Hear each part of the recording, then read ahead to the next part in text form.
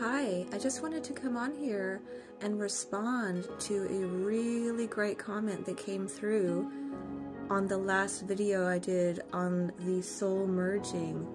A subscriber named Angie, I'm going to put her on the spotlight for a minute because she gave a really great, insightful comment, and this beautiful goddess summed up the whole journey within a couple paragraphs. And I just wanted to work in harmony with her and in tandem with her and just kind of add on to what she was saying there. So also, if you get a chance, go check it out because it's a really great comment.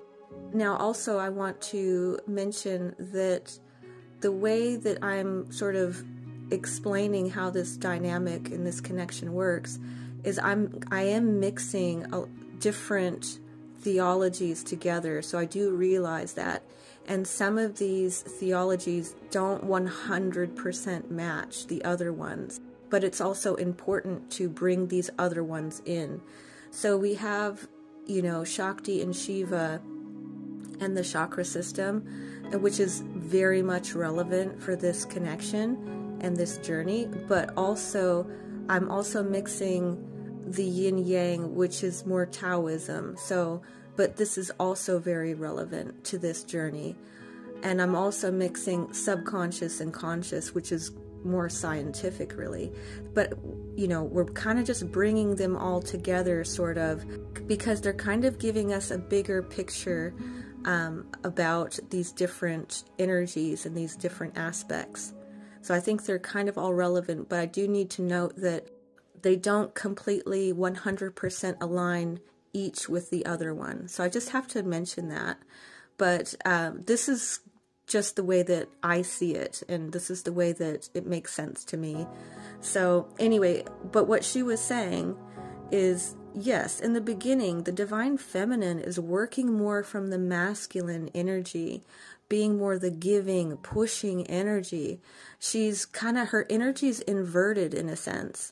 She's working from that grounded lower chakra area, and she's pushing out and she's giving. And then the divine masculine in the beginning is operating more from that inverted feminine energy, kind of more going inward, kind of, not communicating as much and doing, not giving, So she made a great comment there. And I wanted to take us back to Shakti and Shiva and the chakra system, because I've been talking about the yin-yang recently a little bit more, because I have felt that it was important that we understand those energies of the sun and the moon and the masculine, feminine, and that yin-yang system, because that's really how the soul itself is. That's the blueprint for the actual soul. But this journey, see, Shakti and Shiva and the chakra system kind of explains the actual journey itself a little bit more. So I want to take us back now to Shakti and Shiva and the chakra system. And what she said is absolutely correct.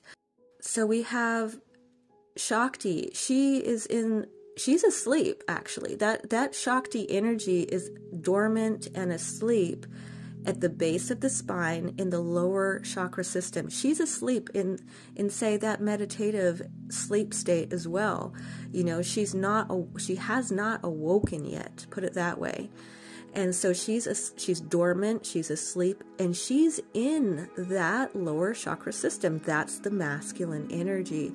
That's his energy, right? So she does, at the beginning, that's where she is.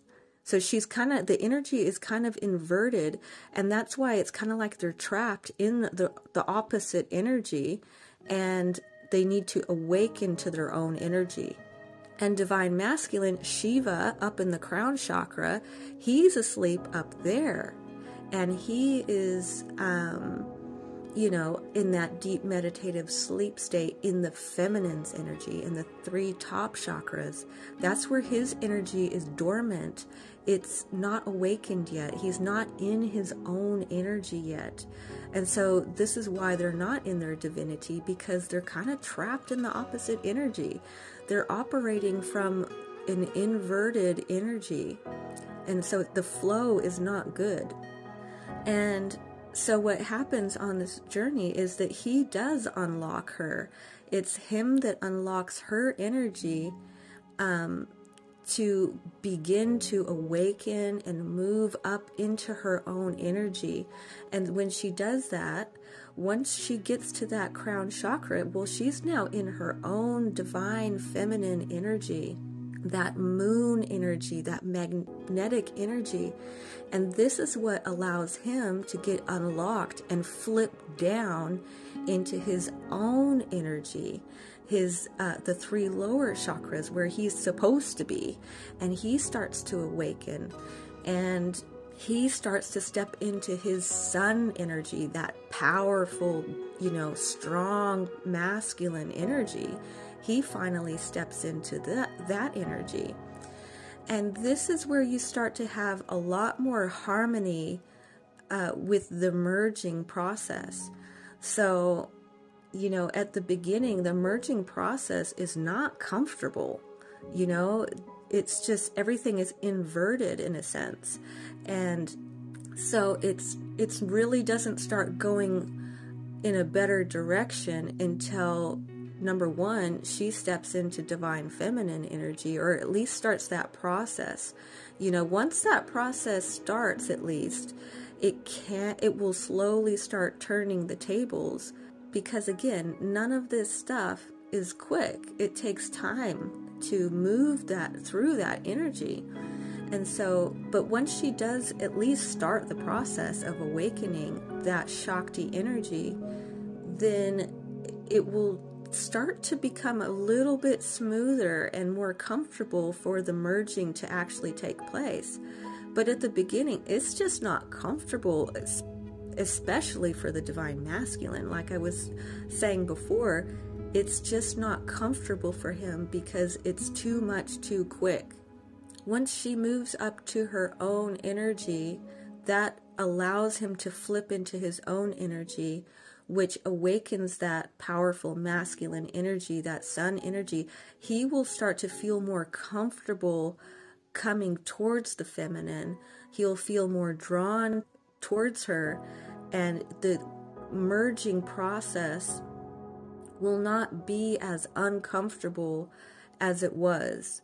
It will start to be, you'll start to be more balanced in your own correct energy.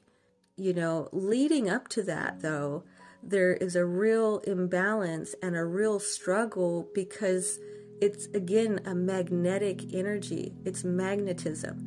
So it's like two of the same energies. Like if you have a magnet and you have put them, both of the plus signs, try to put them together, they just can't go together, can they? Because they're both operating from that same energy. But if you flip a plus sign and a minus sign together, will they come together really easily? It's, they get sucked in together even. It's like the powerful magnetism pulls them in together, which is why they need to be in their correct energy. But it's a process as well. Again, none of this is quick. It can be a slow process and a gradual process of getting there, but it will become easier and more comfortable for the divine masculine, mainly because of this, he's stepping into the correct energy and she's stepping into the correct energy, and this will just kind of naturally happen as well. You don't have to try to actually make any of this happen. And that was another part of her comment, is that this is all going to naturally unfold. You don't really have to try or make it happen. Your job is to really just be patient and let it unfold, because the divine is leading both twins to enter into their own energy as well. The whole thing is really the divine moving you and moving them closer and closer to getting into that correct energy, to help it along, to get the merging to happen. The merging will just happen much, much smoother and be much more comfortable and pleasant even when the more that they step into their correct energy. Really, that's kind of all I had to say, but I just wanted to touch on that comment. So go read her comment. It was great.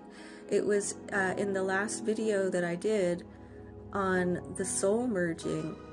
And I was focusing on the yin yang. I was focusing on the sun and the moon energy and the magnetism and sort of how that all happens and works. But yes, let's go back to Shiva for a minute and Shakti, and I just wanted to talk about bringing those two characters and that storyline back into it as well.